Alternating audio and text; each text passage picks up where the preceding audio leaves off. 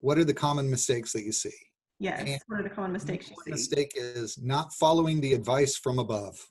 So in Mm. other words, not putting in enough time, not treating it like a job, Mm-hmm. not being active, and not being engaged. Um, to get more specific,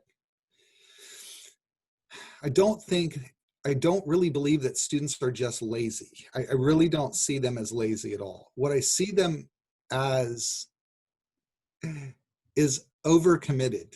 They don't understand the concept. They don't understand why 12 credit hours is full time. They don't understand that they have to put in 2 additional hours per credit hour per week in order to be successful. And so they end up overcommitted. They have jobs, family commitments, whatever, and it eats up time.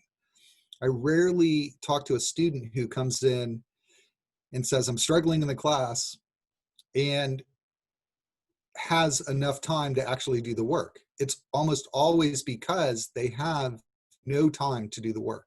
They're working Mm-hmm. full-time hours and taking care of someone in their family and doing something and commuting. And between all of this, they just run out of hours. So Mm-hmm. it's not time management. Time management assumes that you have time. So the first step is making sure that you have time. So um, another mistake that I see students make, so one is being overcommitted, which goes to the first point. The other one is being passive in their study. I Mm-hmm. said be active, but they're passive in their study. And here's what I mean by that. They have this idea that the professor is somehow going to force the knowledge into their head. This is, Mm-hmm. I can't do this. I can make the class interesting. I can try to give them examples. I can present all of the information, but I can't force it into their head. They have to do that. They have to do it. Specific examples of passive study would be this. Reading and highlighting passages from the text.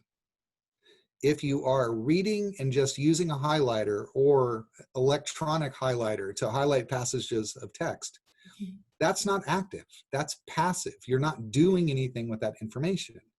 Um, Copying down the definitions from the book is passive. You're not doing anything with the information. You're just copying something. If you copy text, terms, definitions, things from the lectures, it's a very passive way of doing things. Another one which students don't think of as passive is answering the questions that every freaking textbook has at the end of the Mm-hmm. chapter. This is extremely passive.